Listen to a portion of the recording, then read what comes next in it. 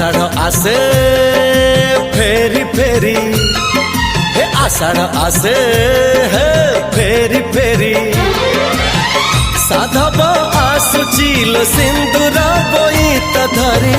चोरी चोरी चोरी चोरी चोरी चोरी चोरी चोरी चोरी चोरी चोरी चोरी चोरी चोरी चोरी चोरी